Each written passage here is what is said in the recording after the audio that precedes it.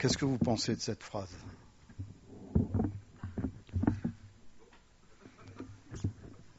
Alors, il faut savoir que c'est une phrase que j'ai reçue sur mon cœur il y a 15 jours. Et je priais Dieu en conduisant. Et je dis, mais Seigneur, donne-moi quelque chose pour la prédication. Et cette phrase est venue sur mon cœur. Et vous savez, quand on prépare une prédication, on se met devant le Seigneur et on dit au Seigneur, parle-moi. Parle-moi, donne-moi quelque chose à partager. Parce que faire une prédication en ouvrant sa Bible et en commençant à écrire, ça ne vient pas du Seigneur. Là, c'est une parole que le Seigneur m'a donnée et ô combien encourageante. Le Seigneur veut accomplir sa parole dans ta vie ce matin. C'est une parole merveilleuse d'espoir. Alors on a chanté « En mon cœur, j'ai choisi de suivre Jésus-Christ ». Qui a chanté ce chant ce matin ? Et pourtant j'en ai entendu, tout le monde a chanté. Et vous avez chanté, et j'ai chanté « Au monde je dis non, joyeux je prends ma croix ». Est-ce qu'on le fait ? Est-ce qu'on dit non au monde ? Et le cœur du message, c'est ça. L'Éternel ne peut pas accomplir sa parole dans notre vie à cause de ça. Et j'aimerais vous emmener vers un... Voilà. Voici les jours viennent, dit l'Éternel, où j'accomplirai la bonne parole que j'ai dite sur la maison d'Israël et sur la maison de Juda. C'est parti de ce verset-là, en Jérémie. Alors, Jérémie a employé cette expression « les jours viennent » plusieurs fois dans son livre. Il l'a utilisé, je crois, 16 fois. Plusieurs fois, ça a été pour des malédictions. C'est pourquoi, voici les jours viennent, dit l'Éternel, où on ne dira plus Topheth et la vallée de Ben-Himon, mais où l'on dira la vallée du carnage, et l'on enterrera les morts à Topheth par défaut de place. Ça, c'était une malédiction. Et il a donné cette bénédiction, il a donné 9 fois une bénédiction pour Israël. Et surtout quand il reviendrait de captivité. Alors ce matin, le Seigneur te fait une promesse. Si tu reviens du mauvais chemin que tu as pris, si tu te repens, alors j'accomplirai ma parole dans ta vie. C'est ce que l'Éternel te dit ce matin.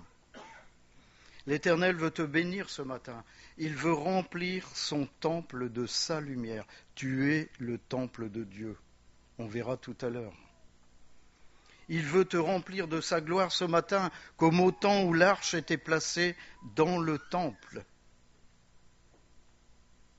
Il veut te signifier sa présence dans ta vie. Alors pourquoi ? Quel est le constat que tu peux faire et qu'on peut faire dans notre vie ce matin ? Est-ce qu'on a planté des choses étrangères dans notre cœur ? Est-ce qu'on les a entretenues ? Est-ce qu'on a mis une haie pour les protéger ? Est-ce qu'on a attendu la récolte des choses qu'on a plantées ? Et ces choses n'ont donné aucun fruit. Aucun fruit. On s'est battu, on a fait des choses qui allaient à l'encontre de la parole pour ces choses-là. Car tu as oublié le Dieu de ton salut, tu ne t'es pas souvenu du rocher de ton refuge. Aussi tu as fait des plantations d'agréments. Ah, je l'ai éteint. Tu as fait des plantations d'agréments, tu as planté des cèpes étrangers. Lorsque tu les plantas, tu les entouras d'une haie, et bientôt tu les fis venir en fleurs. Mais la récolte a fui au moment de la jouissance, et la douleur est sans remède. Là, les conséquences des choses étrangères qu'on plante dans sa vie. Une douleur sans remède. Et ça, c'était le résultat de la désobéissance de Damas. Elle a été infidèle à Dieu. Elle a fait des efforts pour planter des ceps étrangers. Elle a veillé sur eux, elle a mis une haie. Et la récolte a été complètement stérile. Il n'y a rien eu. Et souvent, le fruit du péché dans nos vies, c'est quoi? Il n'y a rien à en tirer. Il n'y a aucune récolte. Et ça a été une douleur pour le peuple qui s'est retrouvé sans nourriture. Souvent, quand on s'éloigne de Dieu, on se retrouve sans nourriture. Jésus a dit « Je suis le pain de vie ». Et sans cette nourriture, on ne vit pas, on survit. Donc ce matin, il y a peut-être des choses étrangères que tu as plantées dans ta vie, que tu as semées et qui t'empêchent de revenir à Dieu ce matin. Mais Dieu te dit, souviens-toi de Jésus-Christ et libère-toi de ce joug étranger. En 2 Timothée chapitre 2 verset 8, souviens-toi de Jésus-Christ issu de la postérité de David, ressuscité des morts selon mon évangile. Rappelle-toi comment tu marchais au début de ta conversion sur le chemin de la gloire de Dieu. Cette joie qui ne te quittait pas. Parce que tu ressentais la présence de Dieu dans ta vie. Mais peut-être que ce matin, tu ne ressens plus rien. Peut-être que ce matin, tu as l'impression que l'Éternel t'a abandonné. Alors que l'Éternel te dit, je ne t'abandonnerai jamais. Lui, il est fidèle. Alors est-ce que tu es sous un joug étranger ce matin? 2 Corinthiens chapitre 6 verset 14. Ne vous mettez pas avec les infidèles sous un joug étranger, car quel rapport y a-t-il entre la justice et l'iniquité? Ou qu'y a-t-il de commun entre la lumière et les ténèbres? On connaît la lumière de Dieu.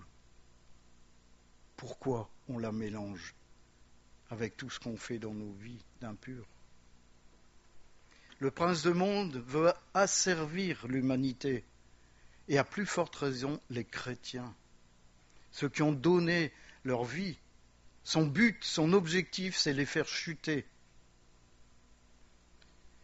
Ici, ce qu'on a à faire, c'est nous séparer du monde, nous séparer de tout ce qui nous éloigne de la présence de Dieu. Car plus nous nous éloignons de la présence de Dieu, plus nous quittons l'enclos du berger, plus le malin est content.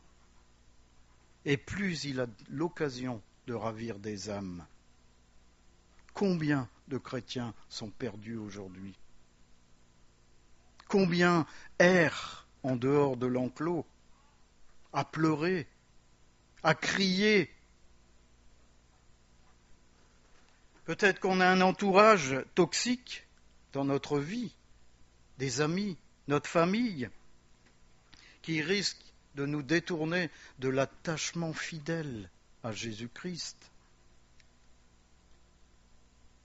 En 2 Corinthiens chapitre 11 verset 3, « Toutefois, de même que le serpent séduisit Ève par sa ruse, je crains que vos pensées ne se corrompent et ne se détournent de la simplicité à l'écart de Christ. » Quelles sont nos pensées ce matin? Nos pensées sont tournées vers quoi? Vers qui? Ce matin, on a parlé de Christ. Est-ce qu'on a les pensées tournées vers Christ ce matin? Est-ce qu'on a nos regards tournés vers Christ ce matin? Prenons maintenant 2 Corinthiens chapitre 6, versets 15 à 18. Quel accord y a-t-il entre Christ et Bélial? Ou quelle part a le fidèle avec l'infidèle? Quel rapport y a-t-il entre le temple de Dieu et les idoles? Car nous sommes le temple de Dieu vivant. Comme Dieu l'a dit, j'habiterai et je marcherai au milieu d'eux. Je serai leur Dieu et ils seront mon peuple. C'est pourquoi, sortez du milieu d'eux et séparez-vous, dit le Seigneur. Ne touchez pas ce qui est impur, et je vous accueillerai. Je serai pour vous un père, et vous serez pour moi des fils et des filles, dit le Seigneur Tout-Puissant. Bélial ici est souvent traduit par le Béliar, qui est synonyme de Satan, qui signifie sans valeur. En grec, c'est traduit par personne qui ne respecte aucune loi.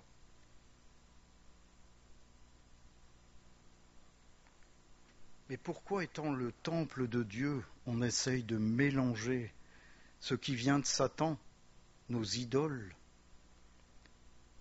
avec les choses qui concernent l'Esprit de Dieu? C'est pas possible. Un Corinthien nous le rappelle en 1 Corinthiens 3,16, « Ne savez-vous pas que vous êtes le temple de Dieu et que l'Esprit de Dieu habite en vous ?» C'est évident.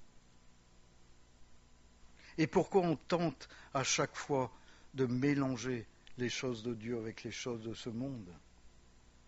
Paul, en Apocalypse 21.3, il a dit les mêmes choses, et j'entendis du trône une voix qui disait « Voici le tabernacle de Dieu avec les hommes, il habitera avec eux, et ils seront son peuple, et Dieu lui-même sera avec eux. » Quelle magnifique promesse!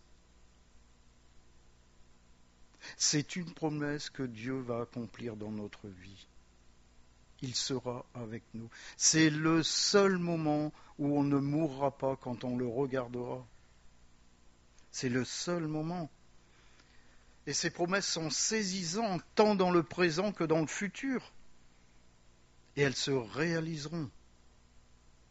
Parce que comme l'a dit Jeannette, Dieu est Dieu. Il a fait le commencement et il fera la fin. Il fait ce qu'il dit. Quand il dit « j'accomplirai ma parole dans ta vie », il va le faire. Il va accomplir sa parole dans ta vie. Et pourtant, ici, on a parlé des Corinthiens. Les Corinthiens ont tout gâché. Parce que dans cette église primitive, il semblait, si on étudie bien, que l'esprit du monde avait plus d'influence que l'esprit de Dieu.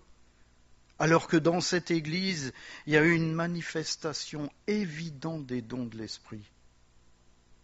Et pourtant, il préférait le monde.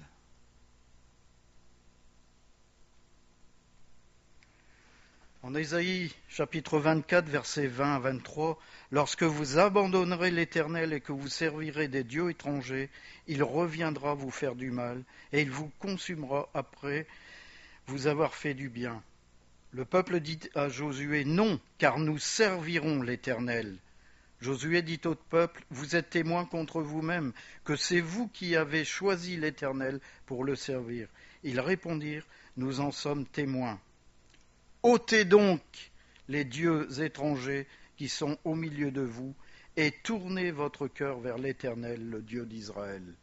Ôtez donc les dieux étrangers qui sont au milieu de vous. Quels sont les dieux étrangers qu'on a dans nos vies? Si on veut plus boire, si on veut plus fumer, c'est radical, il ne faut plus acheter d'alcool ni de tabac. Moi, ça me fait rire quand les gens disent « je vais essayer d'arrêter, je vais diminuer ». Mais non, c'est faux. La façon la radicale, c'est « je prends, je jette ». En 89, j'ai pris, j'ai jeté, j'ai arrêté le tabac du jour au lendemain. Si j'avais dit « oui, mais bon, je vais diminuer », je serais encore en train de fumer aujourd'hui. En ce qui concerne les jougs étrangers, c'est exactement la même chose. Si tu sais que tu as des amis toxiques, ou ta famille qui est toxique, qui mettent en danger la pureté de ta vie, alors il faut te séparer d'eux. Quand on a dit, et je reviendrai tout à l'heure, que tout joyeux, c'est ce que disait le chant, joyeux, je prends ma croix, c'est ça, prendre sa croix. C'est ça. C'est accepter de perdre des amis, accepter de perdre sa famille pour éviter d'être impur. Mais si avec ça, si tu sais que la télé bouffe ton temps, si tu sais qu'Internet ou Facebook t'éloigne et te prive de la présence de Dieu, alors, je te le dis tout de suite, jette ton téléphone et ton ordinateur. On a eu une discussion avec un gars de 40 ans, vendredi soir. Je lui ai donné la même parole. J'ai dit, mon vieux, tu prends ton téléphone, tu le jettes à la poubelle.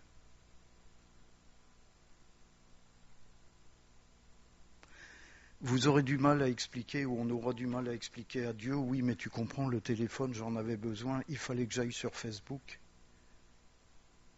Mais as-tu racheté le temps? As-tu passé du temps dans la parole, à chercher ce que j'avais à te dire? Ben non, il fallait que j'aille sur Facebook, il fallait que je fasse un truc sur mon ordinateur, il fallait que j'aille voir sur YouTube des prédications. Mais c'est pas que ce que je te dis, c'est as-tu passé du temps avec moi dans la parole?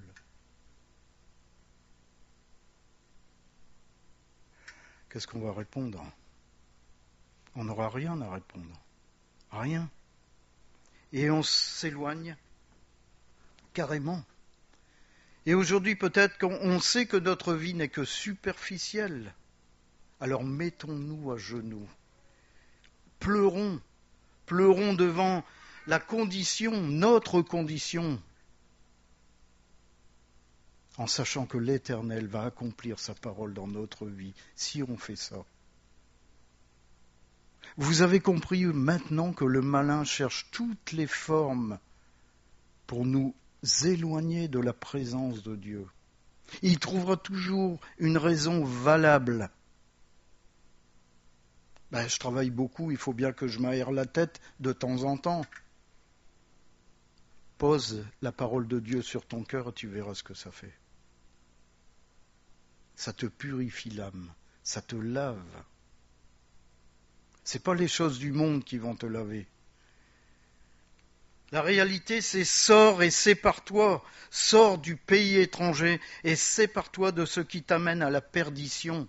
Reviens au Seigneur et il t'accueillera. Ça, c'est une promesse qu'il a faite. Parce que pour jouir de la présence de Dieu, il faut avoir la sainteté en nous-mêmes, être pur de ce monde. On est le temple de Dieu, je l'ai répété.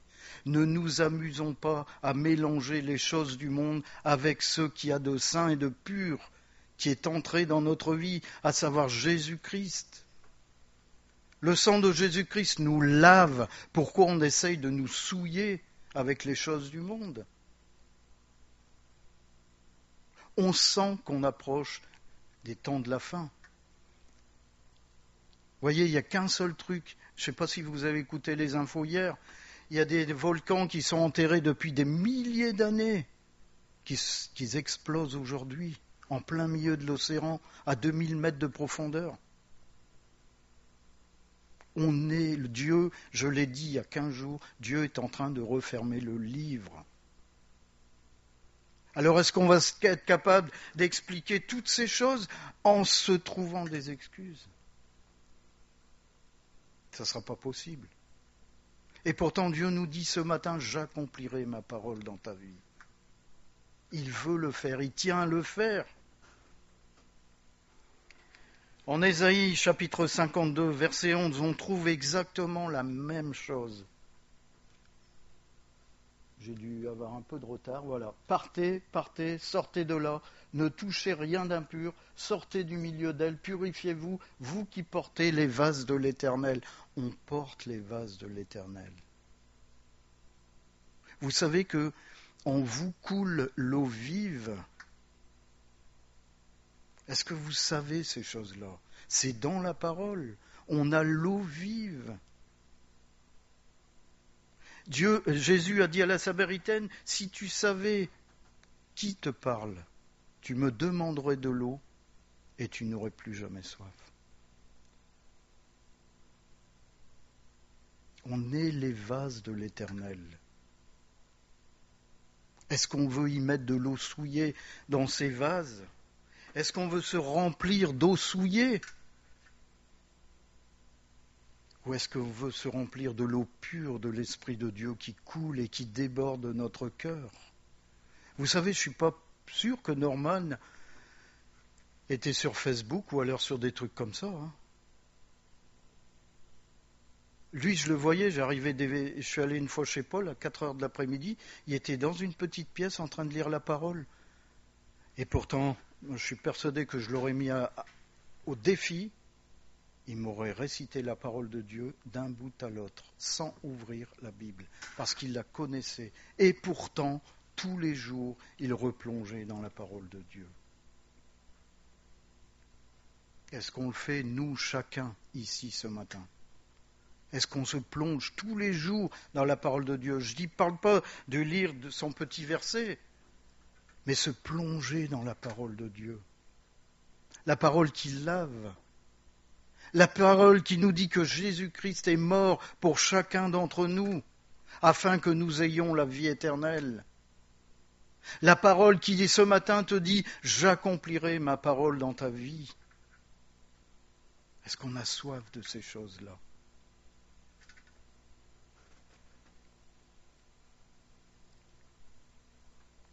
C'était au moment où Israël était à Babylone.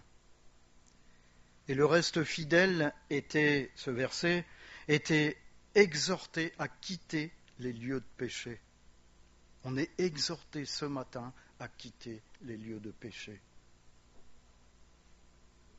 Faites un peu le bilan dans votre tête. Quels sont nos lieux de péché ? Alors écoutez bien maintenant et regardez cette promesse magnifique en Ézéchiel chapitre 20, verset 40. Je vous recevrai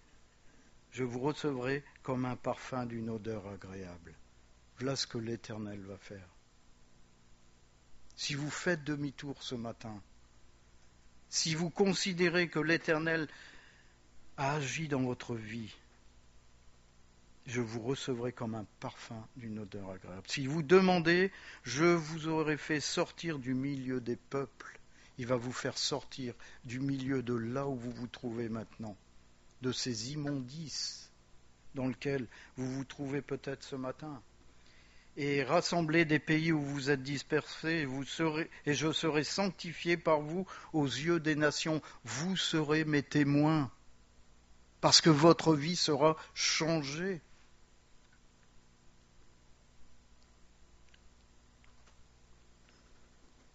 Alors ces deux versets qu'on en a vus en Ésaïe chapitre 52 et Ézéchiel 20 concernent la rédemption d'Israël. Le peuple de Dieu a été racheté des liens païens. Sortez du milieu d'eux et séparez-vous. Afin d'être purs devant Dieu, ne touchez pas à ce qui est impur et pouvoir alors jouir de sa compagnie. Et je vous accueillerai. Donc pour notre envie, la rédemption englobe deux choses. La délivrance de toute iniquité, c'est-à-dire de se repentir de toute chose et d'en être délivré. La deuxième chose, c'est être purifié par Dieu afin de lui appartenir réellement et être zélé pour les bonnes œuvres.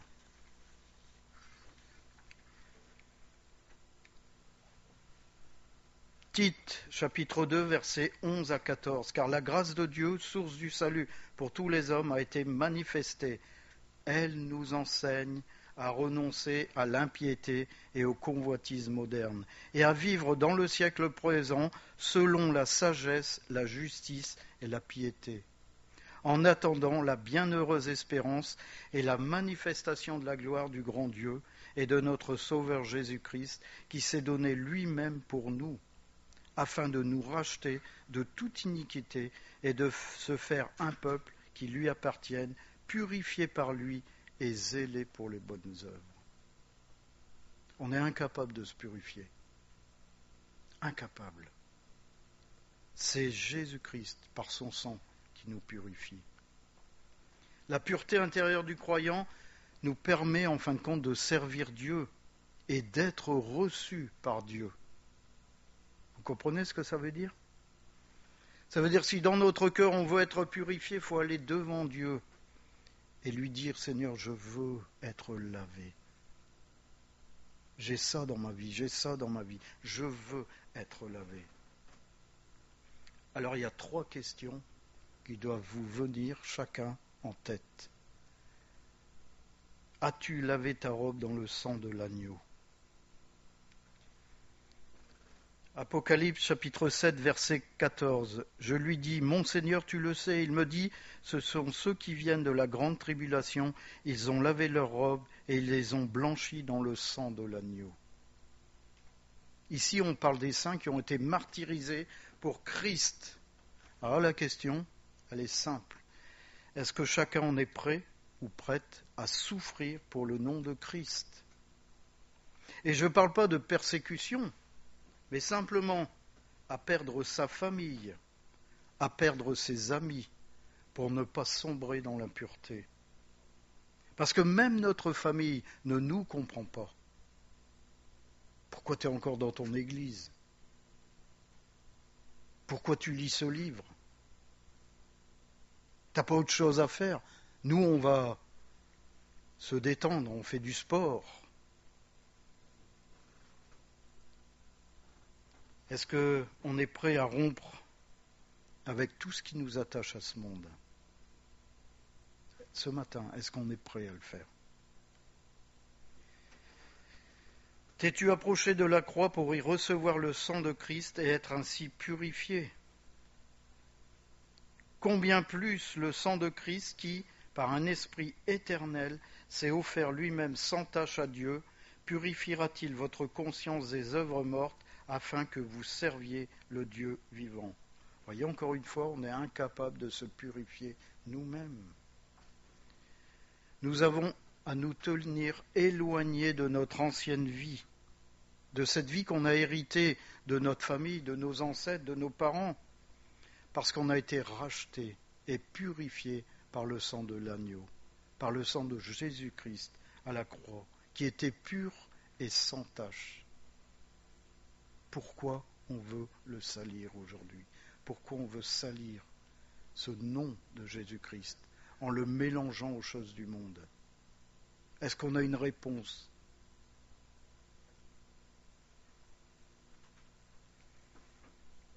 As-tu reçu l'Esprit de Dieu ? Pour vous, vous ne vivez pas selon la chair, mais selon l'Esprit, si du moins l'Esprit de Dieu habite en vous. Si quelqu'un n'a pas l'Esprit de Christ, il ne lui appartient pas. Normalement, si on se dit être chrétien, si on se dit être en Christ, on ne vit plus selon la chair, mais on vit dans l'Esprit. Et c'est cet Esprit qui nous conduit à vivre une vie totalement différente à ce que nous étions avant.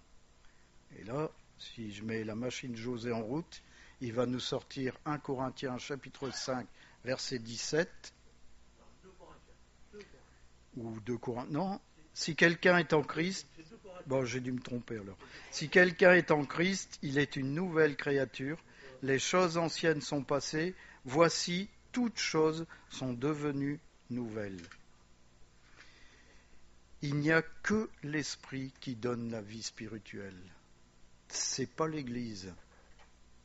C'est que l'Esprit de Dieu qui donne une vie spirituelle. Ainsi, personne ne peut appartenir à Christ sans l'Esprit de Dieu dans sa vie. Si vous essayez de me prouver le contraire, je vous dirais que vous êtes menteur. Si vous dites ce matin que vous êtes enfant de Dieu, c'est-à-dire que vous avez reçu l'Esprit de Dieu et vous vivez et marchez selon l'Esprit de Dieu.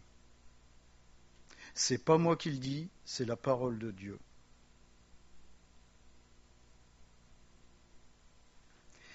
La présence du Saint-Esprit, en fin de compte, identifie celui qui appartient à Christ. 1 Jean 3, 24.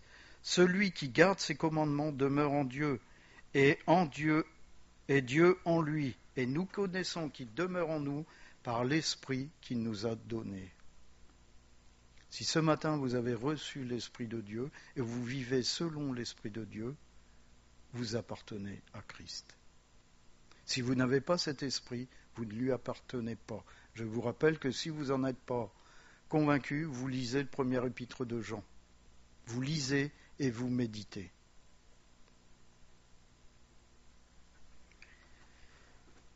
Si notre esprit meurt à ce monde, c'est l'Esprit de Dieu qui va prendre sa place.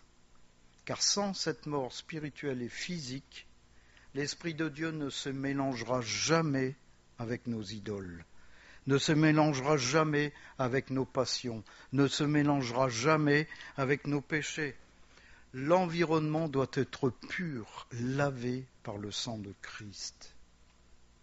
Il est impossible que d'un robinet coule de l'eau pure et de l'eau trouble.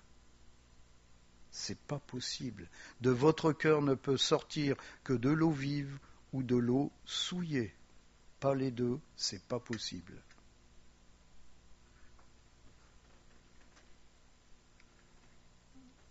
Ça, c'est une exhortation. Acte 22, chapitre 16. Et maintenant, que tardes-tu? Lève-toi, sois baptisé et lavé de tes péchés en invoquant le nom du Seigneur. On n'a pas attardé à prendre une décision ce matin. On doit se lever, se séparer et se sortir des milieux impurs dans lesquels on se trouve ce matin. C'est une nécessité spirituelle vitale pour chacun d'entre nous. On n'est plus ici pour rigoler.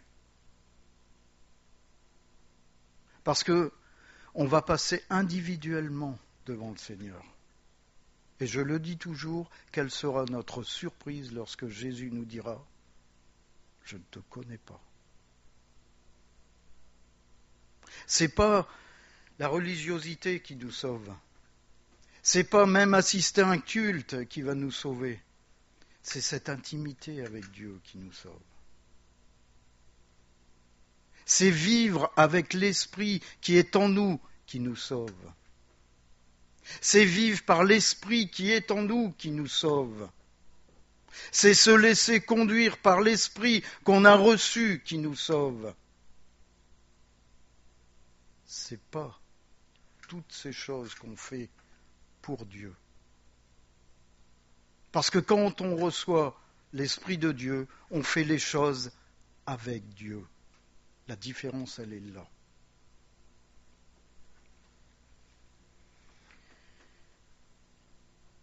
En conclusion, l'Éternel te déclare ce matin, je suis en retard, je suis en avance, pardon. Et maintenant, que tardes-tu? Lève-toi, sois baptisé et lavé de tes péchés en invoquant le nom du Seigneur. J'ai peut-être oublié un. J'en ai oublié un.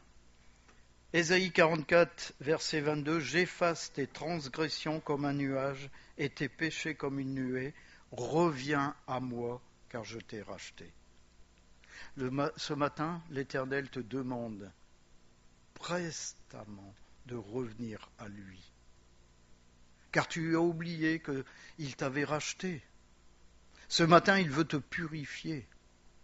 Parce que tu t'es rendu dans des endroits impurs. Tu as planté des choses étrangères dans ton cœur, en tentant de mélanger son esprit avec l'esprit du monde. Ce que tu ne sais pas, c'est que son esprit n'a jamais été en toi, dans cette condition-là.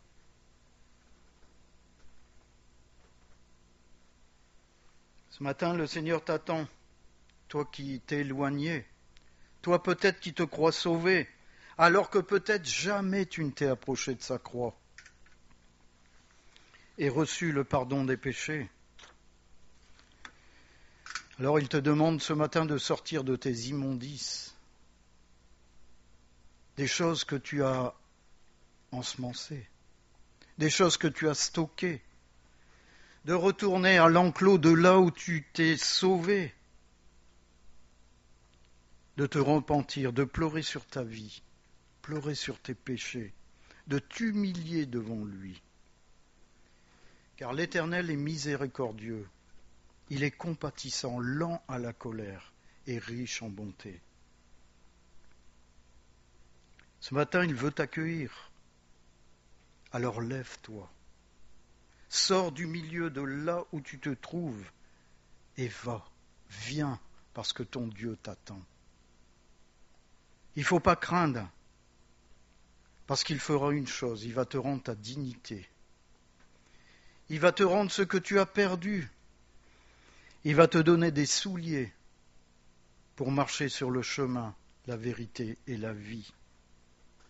Il va te passer une bague au doigt pour te montrer qu'il t'a épousé, que vous ne formez plus qu'un. Il va changer ta robe remplie d'impureté pour te revêtir de sa robe de justice plus blanche que la neige. Dieu est fidèle, et si tu agis ainsi, il va accomplir sa parole dans ta vie. Car l'Éternel, ton Dieu, est au milieu de toi comme un héros qui sauve. Il fera de toi sa plus grande joie. Il gardera le silence dans son amour. Il aura pour toi des transports d'allégresse. C'est une promesse qu'il te fait ce matin. Alors je vous laisse lire. Si tu sais ce matin que le Seigneur t'attend, si tu sais que tu es loin de lui ce matin, alors lève-toi, viens, avance-toi, repens-toi, sois purifié de tes péchés, il t'accueillera. Il veut te donner son esprit pour accomplir sa parole dans ta vie. C'est la promesse qu'il te fait ce matin. Est-ce que tu veux de cette promesse? Est-ce que tu veux que ta vie change? Est-ce que tu veux que la parole de Dieu s'accomplisse dans ta vie?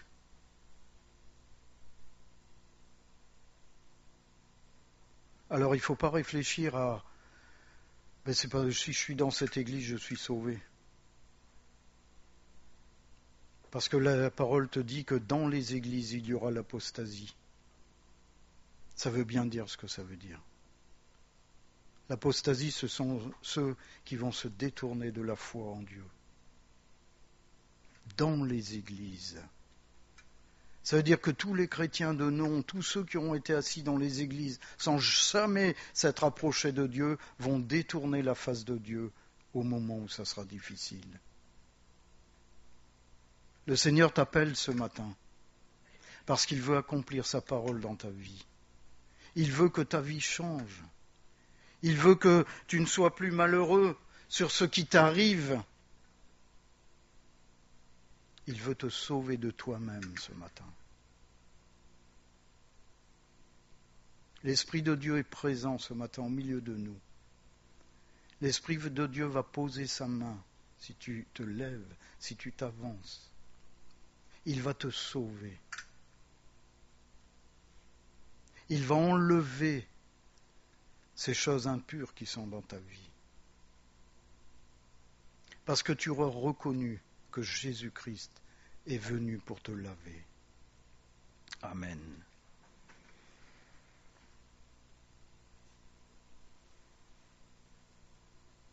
Merci Seigneur parce que tu parles encore aujourd'hui.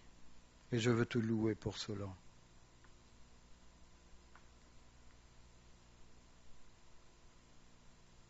Mais Seigneur, que nous ne soyons pas comme des auditeurs oublieux qui ont entendu et qui sont repartis vaquer à leurs occupations.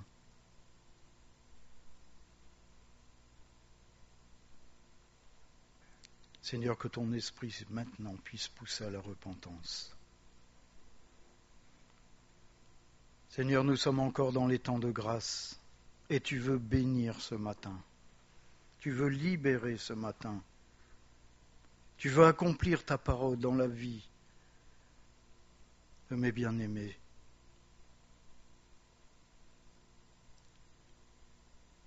Seigneur, tu veux que notre vie soit vraie devant tes yeux. Qu'elle ne soit pas construite et mélangée aux choses du monde pour apparaître impure au lieu d'être pure devant tes yeux. Tu as dit que nous sommes tes vases. Et Seigneur, c'est ton eau que nous avons à recueillir. Ces vases doivent déborder de cette eau de vie que tu nous donnes. Nous avons à être des témoins dans ce monde. Nous avons à porter ta lumière dans ce monde. Seigneur, à la fin des temps, que restera-t-il de nous devant tes yeux? Vas-tu nous regarder passer avec un grand sourire pour aller dans la vie éternelle? Ou vas-tu nous dire, je ne te connais pas? Seigneur, que ton esprit et ta parole s'accomplissent dans le cœur de ceux et celles qui ont ce matin un cœur repentant. Seigneur, que la puissance de ton esprit descende et guérisse, Seigneur, ceux qui sont affaiblis ce matin, pour montrer que tu es Dieu et que rien ne prévaut sur toi, Seigneur. Dans le nom de Jésus. Amen.